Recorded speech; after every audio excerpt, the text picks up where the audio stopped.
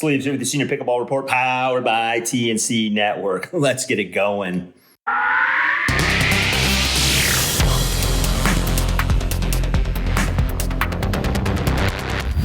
Today in our People of Pickleball episode, we speak with Simon Lovell of Picklepreneurs, a very interesting conversation. Simon shares a great deal about getting your brand out there and what that's all about. But before we get to that, if you like this content, obviously, we'd like you to subscribe to the channel. Check out all the links below in the description. Check out our newsletter as well. Subscribe to that. Plenty of discounts below. And hey, man, let's get to that conversation with Simon.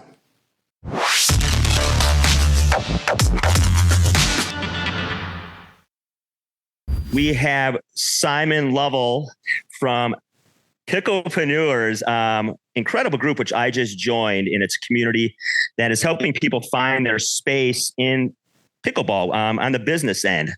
And pretty cool group. I've been kind of breezing through some of the posts and finding out about all the members and what's going on. But we'll get to that. We always start off, Simon, with what's happened to the world with this game and how it's captured people and how it's brought I guess some sort of, I don't know, fanfare, I guess, love, community, connections to people's lives. So how did pickleball and this silly wiffle ball sport come into your life, and what has it done for you? Yeah. So back in 2021, basically I was speaking at an event in Idlewild. So I was doing a personal development event, and I jumped off a rock as part of that event. And I thought that I had an issue with my back. Okay. You were mentioning some back stuff earlier. So this is like that, right? So I thought that I, maybe slipped a disc, something like that. Anyway, I literally, about a week later, I couldn't walk at all. And I got diagnosed with a condition called Guillain-Barré syndrome, which is basically the immune system attacks the nerves. And this was after getting COVID. A lot of people asked me whether I got the vaccine or not, and blah, blah, blah. I didn't. Yeah. But for me, at the age of, 44, no, what age was I? I'm 45 now. So this was 21. So going back then, I can't do the math.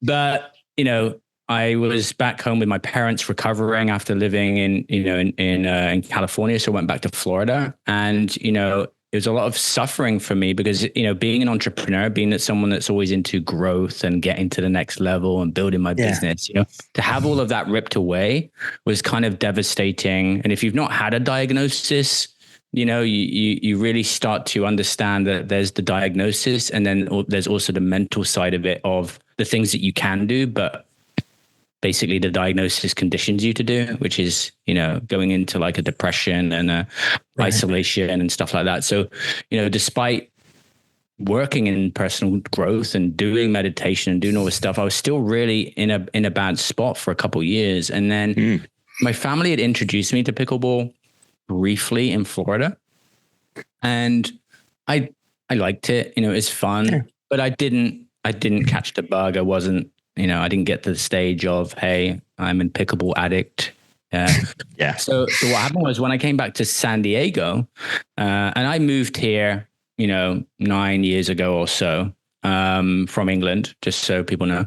When I came back to San Diego, every day I was walking past this wellness center, and I was having issues with my back, and I was meditating for 2 hours a day in the field behind to get my posture up because of my back pain. Right.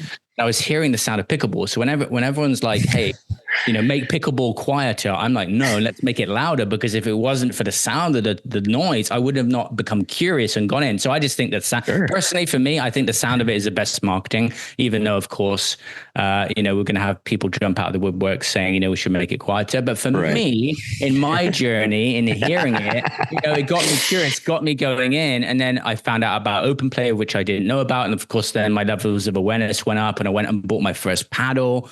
And then game over, really. It was kind of, instantly found the subgroups, so suddenly you go to one, and then there's Brenda's group and John's group, and all these little subgroups that you can join. And then I just started to play more and more. And so for me, with my condition, it really helped me to get fit again. That then started to build up my confidence, brought me out of isolation, started to reconnect with people. And that's when USA Pickleball picked up the story, and then my local news picked up the story. And then because I started to feel like I really want to do business again, that's when all of my previous experience in helping personal trainers and gym owners and all this stuff, it started to make sense that I launch Picklepreneurs, because actually prior to that, I had, a business called Fitpreneurs, helping personal trainers. Yeah, right. So, that was, I started playing pickleball last September and recently did my first PPA, which was fun, and then launched Picklepreneurs, and then launched a local Picklepreneurs in San Diego, which the idea was for me, I really don't like networking events where you go along, you're wearing your fancy stuff, you don't really want to wear it. If you're a bit anxious, you just go to the food table, you kind of like, you talk to someone, what do you do? It's like, I really want to punch you in the face. It's a mixer. So for me, having this idea of like, what if there was a couple hours of pickleball first, right? Get that connection going. We all know and love it. Right. Then sweaty, go into a hotel, right? Sit around, hang out. You don't have any of that like fancy stuff, and it's just easy. And people loved it. And now what I'm doing is obviously trying to, build that, get more, entrepreneurs. So I would say like, Picklepreneurs, I think there's this inner circle of pickleball business owners that are running a business or trying to make money in pickleball. And then there's the mass of entrepreneurs that are out there that run a real estate company or run a different company. They play pickleball, but they're not just necessarily in the business of pickleball, but they're a different breed, right? It's like you've reached that stage of your life where you've found this game, you love this game. It's not just like, for me as a business owner prior, it was like, what are your hobbies? And hobbies? I don't have any hobbies. I just behind my computer all the time. So I think for me at this stage of my life, it's to me, it's about having business be fun, be bold, and actually really take in, this more seriously, but also not seriously. So that's my short answer. Yeah, I mean, you're right. I think that's what was attractive when I started, poking around in your super club. It seemed, like obviously people wanted to get things done and people wanted to learn from one another and people wanted to connect. But it also, you've emphasized throughout it having fun doing this. And I know I talk to people that get into just the game itself when they've played another sport competitively. And for guys and gals that are, my age and your age, this is kind of maybe a second chance at something to learn and to get good, pretty good at. And what always happens is it's always fun in the beginning, but then we get really serious about this wiffle ball game, and it's maybe not quite as fun. You're drilling all the time. Maybe you're going to clinics. Maybe you're playing tournaments. You're looking at your duper, whatever it happens to be. And I know I'm doing both. So I'm playing the game and I'm running a YouTube channel. And so far, I'm only been doing this a few years. They're both fun still.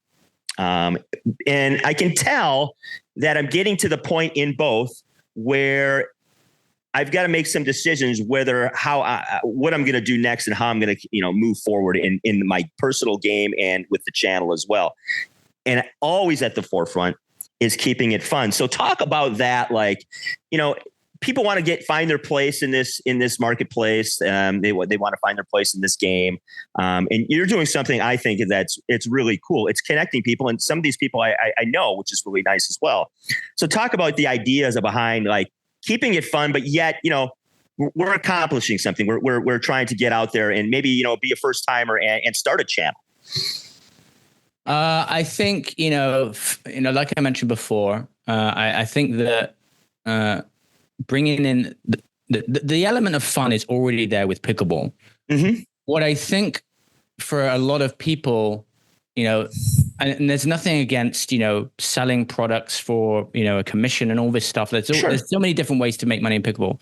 But I think that people can leverage their existing skills and use pickleball as an avenue to bring people in. Like for me, I sat there and I thought, okay, I I love this sport so much. I want to play it more. And so I've always done things that I'm passionate about historically. So I've grown 6 and 7 figure businesses in, for example, I was a personal trainer. So I built business around that. And then I went on to help personal trainers. And then, and so as I've evolved as a person, as I've evolved as a guy, also my businesses have evolved too. Right. So I think that we can bring pickleball into whatever we're doing. We don't necessarily need to have a business in pickleball selling a product. But I'll give you some like data on this, right? So based upon like Meta's ads, if you go into Meta's ads platform and you put in, say, for example, yoga, and you're a yoga teacher, right? And you also layer in pickleball, so it's together. You're narrowing the audience together. I think it was something like a 4 million person market. Right. So like there's these sub niches within pickleball, which are really, really cool. And so for me, I'm taking the skills of what I already know, which is business and growing, businesses. Then also I'm taking a frustration of mine, which is I don't like networking events. How do I make it different? So I'm kind of coming in and disrupting in that way. So I think it's like, it's about being creative about how we want to use pickleball, right? And I think it's, if you're going to, I know that you spoke in the group about, for example, paddle companies, right? If you're going to, there's going to be more paddle companies come out despite what happens with, them charging $100,000 to now, be part of whatever. Like you're always going to have companies come out. And so it's my view that the way to do that well is to build a strong personal brand. So building a personal brand is really about who you are as a person. And what I love about pickleball is that it brings the best out in us. Yeah. Right. When we're playing pickleball, there's so many lessons actually there in business, right? Getting frustrated, being patient, showing up. Yeah. Being patient. Like it all translates. And it's actually a really good lesson in how to be either a unconscious entrepreneur or a more conscious entrepreneur. And so I think that this combination of business and entrepreneurship is very unique. So I think that people can find their own way using pickleball. They don't necessarily need to have a product, but they can do it in a way that where they're bringing in that element of fun to their business, and I think then probably opportunities will come for people, because when you meet another pickleballer, there's just something there. It's just, you don't even need to say anything. It's like we get each other, we're this crazy or and it allows you to be fully yourself. I don't know if you've experienced this for yourself, but since you started pickleball, did you notice that maybe parts of you started to come out like more boldly and more like effortlessly? For sure. Have you always been like that? No, I mean, I've always been told I'm a character, but I've never really had a platform other than my teaching. I taught high school for years. To be that character, to sort of be in front of people. And, as much as, teaching is about, getting through the lesson plan, it's also about having a presence and entertaining people. Because if you're going to teach, American history, or you're going to teach American lit or math or whatever it happens to be, you have to keep people's attention. And so when I went into pickleball, I decided I was going to start a channel just to drive revenue to a friend's site. But I had done some short films. I had taught drama. I had done a little bit of theater work here and there. So I was pretty comfortable in front of the camera. So I thought, well, I can do this. Maybe not everybody can do this. But I was, like you mentioned prior, I was an unconscious entrepreneur. I didn't know anything that was going to happen or what was going to come my way or what to do with it when it does come my way. And so I've been sort of semi-floundering around for the last couple of years, figuring out like, what is this? What is this ultimately going to be for me? And do I want to keep pursuing this? And so when I came across your group, I was like, in reading through people's questionnaires and things that they answer to get to know them a little bit, I was like, okay, I think this is a place where people are sort of feeling some of the same things I'm feeling. Some people are at the very beginning stages, like, just how do I start something in general, which I love. You have a Kickstarter. And then there's people like me who've been at this for a little while, whether they own a paddle company or they're an influencer or whatever they happen to be, who probably need some focus.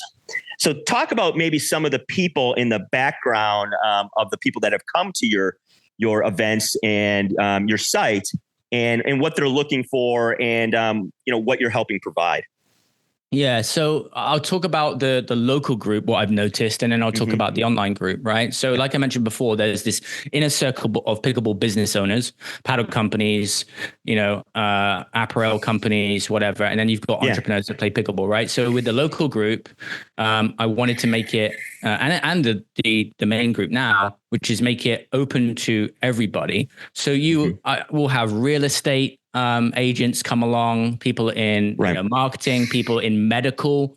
And so what I do at these events is basically have them come and play a couple hours of pickleball, do some casual networking, but then I go and have them do coffee dates to get to know each other more. Because one of the things that happens at networking events, I don't know if you're like this, which is we go along, we meet people, but we don't take it to that next level. It's kind of a weird thing. I don't know if it's just guys, but it's like we don't take it to the coffee. And actually what starts to happen when you do that is you start to build some really cool foundations. So now people are making friends, and now people are, doing business deals together. And that actually happened very early on. But one of the things I like to do is kind of facilitate how that happens and give people structure and tell them to go on the dates and try and gamify it. One of the things you'll notice about the online community is it's gamified. And I think that's actually part of the fun. In the pickleball, we have that in different ways, like Jupiter in a way, like it's a gamified system. But then also in our business, we can gamify it too. So I like to kind of gamify things. So lots of different industries coming and people are, coming back consistently. But then I thought to myself this, people are already coming to me saying, Simon, I'm in LA, I'm in Arizona, I'm in Tampa. Like, I want to start this. I love this. Like, why didn't I think of this? Like bringing these two things together.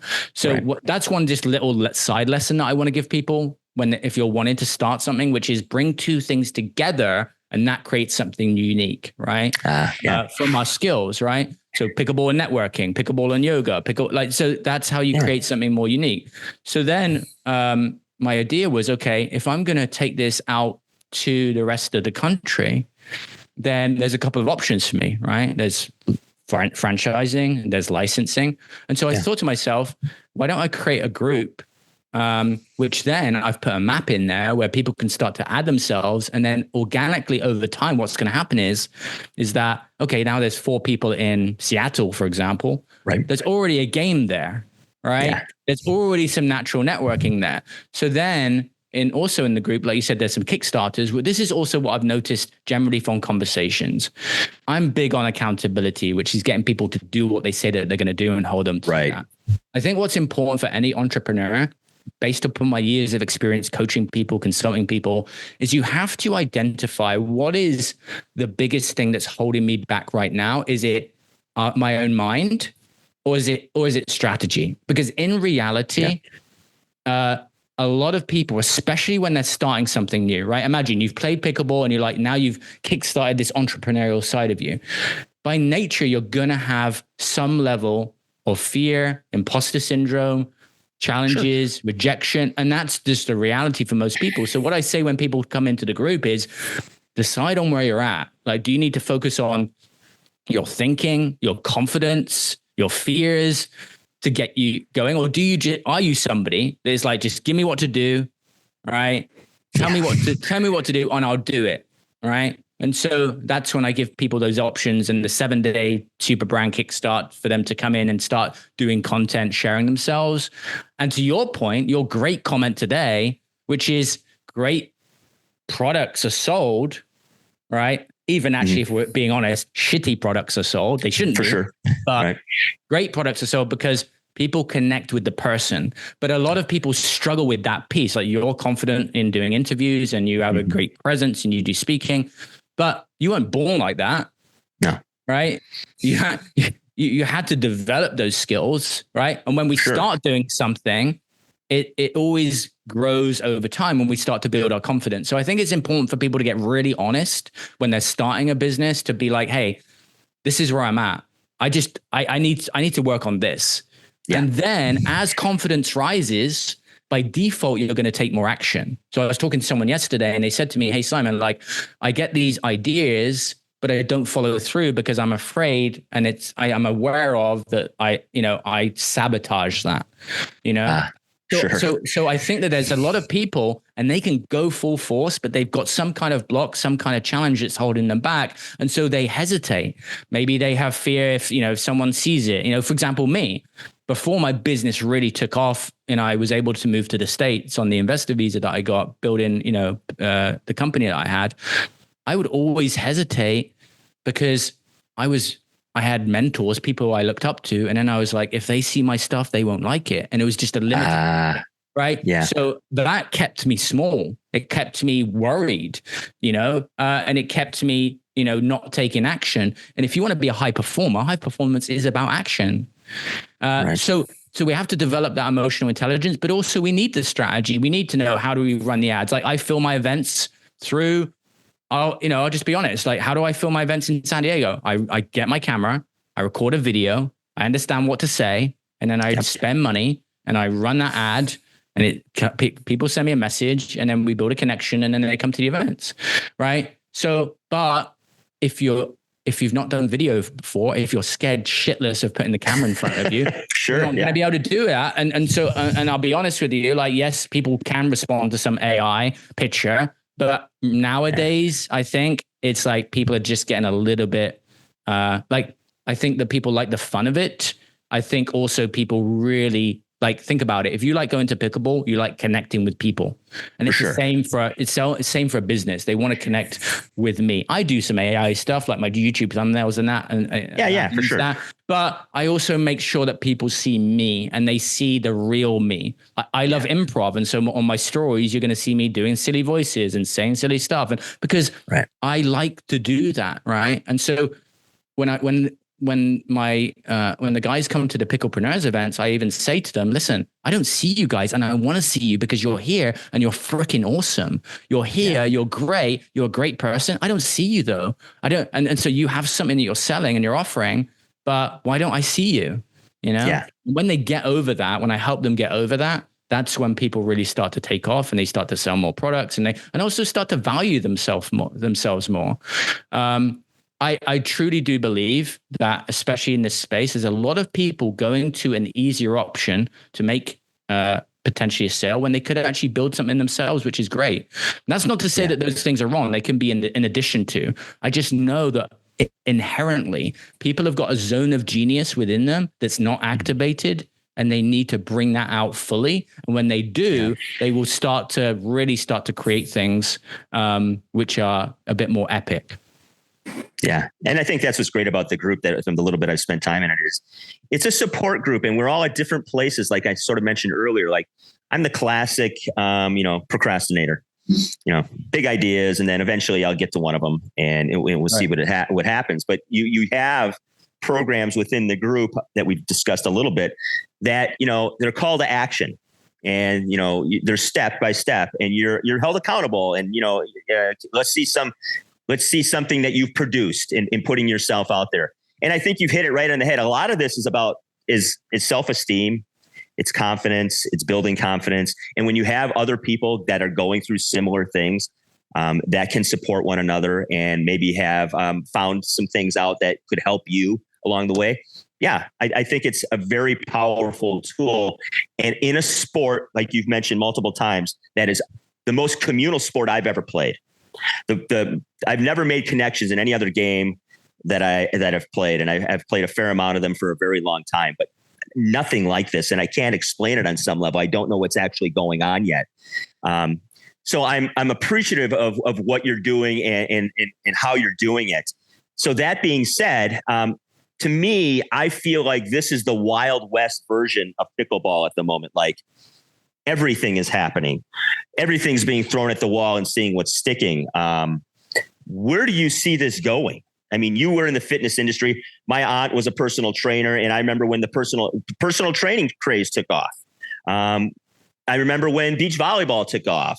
You name it, something has had sort of its peak, summit, and plateau. Where is pickleball going, and more specifically, the business end of it?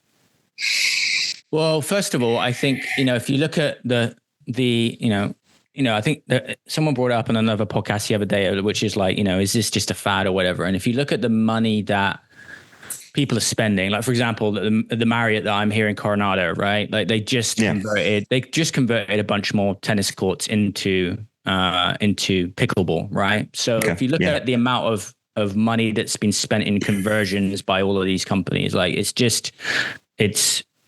on an massive upward trajectory. Look at the Apple stats on people playing pickleball versus tennis, and it's all there, right? So the question then, like to your question, which is like, where is it going? If you look at, say, CrossFit, there was a business whereby you had a independent person use their garage to start a business, right? So I think right now we've got, for example, you go to your local rec center, which is owned by like a council, right? And then you got the clubs. So you got the Picklers, you got the hubs, you got the pickleball the facilities. The challenge right now is that the space is still in its infancy, which means that the acumen of a pickleball coach to be a business owner is small. Therefore, there can be a great audience in opening something small with, say, 1 or 2 courts if they have the business skills to be able to make that profitable, or it's in addition to something. So I think that we're going to see more like, I would say, like smaller studio type things where it's more intimate, or digital clubs opening, whereby, like, for example, I don't own a location, but I'm starting something local, but there's no real, like, once I've run the ads, people charge what I charge on the front end. It's not profitable, right? Yeah. But I have a skill set of which I'm utilizing to create monetization, of which then I can start to build over time. And so I think that as the market gets more popular, right? What's going to happen is that people will become more business savvy within that, and then create those type of opportunities for these smaller pop-up clubs. Yeah. So, and right now, I would say there's so much demand for pickleball with so few courts that, of course, people are, the courts are getting flooded. But, for example, the times in which the courts are being filled, like there's still dead time for a lot of the courts, right? Right, for sure. But that's also a marketing issue. Yeah, because you have to market to those segments, which to fill those times. And so there's a lot of general marketing now, but there's not a lot of marketing to fill those other spots. So I think that what I'm observing also in the space is that the marketing and branding standard is like, people are just throwing stuff out there right now and hoping that it sticks. And so over time, I just think that we'll see, more marketing skills come in to be able to fill those spots, for example, with shift workers, so that it's not just fill after 6 o'clock in the evenings. I'm talking about clubs. Right. So, that's what whenever I see something, I'm like, okay, how do I market to that niche? How do I fill that? And then how do I scale it? Now, what happens though with pickleball, and I'm the same, which is you like to try different things. You like to go to different areas. And as your skill changes, you want to go to games that are competitive, because you don't necessarily want to play with beginners. Right. But you also respect those beginners when they're coming in. Sure. For sure. Yeah. You want to keep the sport growing, and you can try different things when you're playing against beginners anyways. I'm going to work on my third side drop or whatever it is. Yeah. I think there's also I think the transition for new players into tournaments is an interesting one, because a lot of people who you speak to, they'll say, for example, I'm not ready. Right. One of my clients who's a pickleball coach, she got, she's now built a community in less than a year of like 300. She got like 100 clients within a few months from zero. And she does beginner tournaments, and they're really, really popular. So there's that transition of like, hey, like I know you want to do a tournament, like there's a PPA, and I'm like, I'm not doing that. I'm not ready yet. Yeah, right. There's great opportunities to like these little micro niches. Like she works with women in Seattle, right? So I think that's a whole other discussion on certification. I have some views on that. But I think that if you love pickleball and you want to be in the business of pickleball, if you're doing it for the right reasons and you actually learn the business skills, you'll do really well. If you neglect learning the business skills and the mindset stuff, you're gonna struggle, and you're also gonna struggle if you're in a job to transit out of that job, which is a lot of what a lot of people want to do. They're in a job and they want to do this full time. That's going to take time, and it's also dependent on financial runway that you have, whether you're willing to just let that job go or whether you need to transit out of that job into something else. I'm sharing this because when I was in the fitness space helping personal trainers, there's a whole timeline of you certifying to become a trainer. And then you wanting to then go in the gym, and then you going in the gym, and then you're in a gym for a while, and now you want to open your own location because you want the status of having your own place. Right. Pickleball is no different, right? Pickleball is no different. And it's actually a better model in some ways because by nature it's done in group. And so when you go to a personal trainer, you're typically going to one-to-one, or you do semi-private, or you do a class. When pickleball, you already have clinics. People are already charging $5,000 for a week to go and do a retreat. Right. So, but I also want to say this, and some people are going to need to hear this to create a shift, which is you don't need to be a pro, right? You don't need to be a pro to make good money in pickleball. You can work with a beginner niche. And if you're ahead of them and they are happy with the product and service, you could actually make more than a pro that doesn't have the business acumen. That's just the reality. That's actually just the truth. And people won't like that. But that's a valid point. I could take someone that is a low, that maybe they're a 3.5, 4, and I could have them have a more profitable business than a pro who's amazing, but they don't have the drive, they don't have the business acumen, and they don't have the self-value. Yeah, that's a great point. Yeah, I mean, and that's kind of how it works where I live. I live in a very remote place, and I'm one of the people that kind of runs the pickleball group unofficially, but I'm just, I'm 6 months ahead of most players.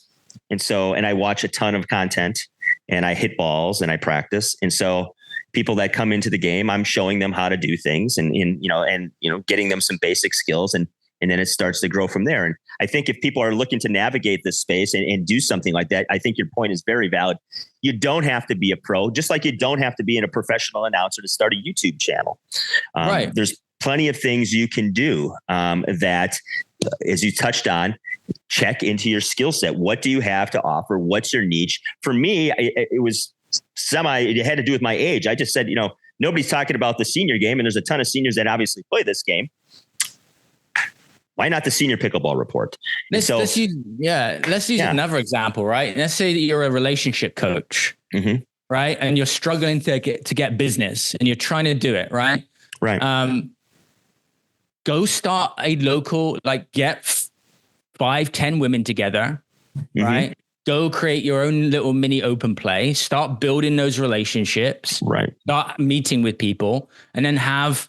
If your business is online right now, create a hybrid, right? And suddenly, just by putting yourself out there, and they say build it and they will come. I believe that to a certain extent. You still have to market themselves, right? As long as you are willing to talk about it, put it out there, you're going to get people along and start building those relationships. It may take you, 2 events, 3 events, 4 events for that trust to build. You'll get your regulars, and then what's going to happen is people are going to want to work with you because they know, they trust you. That's just basic marketing 101, know, like, trust, right? It's in person, right? And then you can start to actually, use that as content to put out there for other people too. So what I'm saying is that whole thing about bringing 2 things together, that's just a great way, whatever you do, to start. If you love pickleball, that's how you kind of merge things together. And that's what I just don't see a lot of people doing. I see some of it. Yeah. I just don't see, I think that there's more of an opportunity that people think. They just kind of need to see it differently. They just need to go like, oh, okay, I'm trying to make money in pickleball. I don't need to necessarily go make a paddle. Like in my gut, it's like, am I going to really, like if I were going to create a paddle, and I maybe do it at some point, like I'm going to use some kind of gamification system. It will be based on rewards. You'd have to earn it type of thing. Like, something different. It just has to me, whenever I market stuff, it just has to be, I'm trying to look at everything and do it differently. Yeah. And I think that's just zig when people are zagging, or maybe it's the other way around. But then it's the other way around again, right? If you start. Exactly. And then you're just in this kind of, but so I think that if you want it, at the end of the day, you have to go all in. That's what I said to myself in January. I was like, I'm all in. And why does that work? When you're all in, it forces you to discipline yourself, right? And energetically, there's a shift. When it's like. It's like going back and forth, and then suddenly you make a decision, and suddenly, bam, you're off. You're off and running. It took you 2 years to come into that decision. Let's just talk like relationships, right? Like being in a relationship you don't like, and then suddenly you make the decision, and then suddenly like new doors open, right? But it's only you had to make that decision. And so some people are watching this, and they've got these ideas, but they've just not decided because part of them thinks it won't work. And I'll give you an example about this with books, right? So book authors, like a lot of them, they're writing books for like 6 years, and it still has to be perfect. When I say to them, listen, what if Oprah, just if you liked Oprah, right? What if Oprah called you up and said, hey, listen, I saw you on Instagram and I heard that you were writing this book. I want to put you on my show in 3 months. Would you get the book done, or would you not? Because is it more about certainty that it's going to sell? Right. So people have to really understand the reason why they're procrastinating. Do they need that kind of like, because most people come up with the worst case scenario. It's not going to sell. Sure, for sure. And wasting my time. People aren't going to like it. Yeah. So that's the story that they create. And when you have a story, it creates a plateau and you can't break through it. So you have to create a new story, which is people are going to love it. But you have to find evidence of why that might be true. Otherwise, you won't take action. That's why we procrastinate. So the more that you find evidence on why it might be true. So actually, it's my true story, right? People are gonna read it and appreciate it, right? That stacking up that causes us to take action versus procrastinate. So we have to just become very self-aware. Like mindset when it comes to business is all about emotional intelligence, and it's all about self-awareness. That's what it's about. And then we have a choice like, oh, I'm aware I'm the self-sabotaging, but now I'm actually going to move forward and take action. So I'm a big advocate for doing that work. It's the work that most people don't want to do, but when you do it, you start to actually get results with it. Right. So if you're looking to do the work, we are speaking with Simon Lovell. He has started a club that I have joined, Picklepreneurs Super Club. All the links in the description for everything we've talked about. And there's a lot more. We could have another conversation. Maybe we will someday, because there's so much more to this. But if you're looking to get into the space and you keep making excuses, I think this is a good group to join. There's plenty of people in different, spaces and different places along their pickleball journey and entrepreneurship. So check it out. All the links in the description. And Simon, I appreciate your time and everything you've done. And I really like your color scheme. I don't know. It just clicks with me. So. Well, I had choice, because most pickleballs are yellow or green. Yeah. And so I was like, yellow or green. I'm like, both.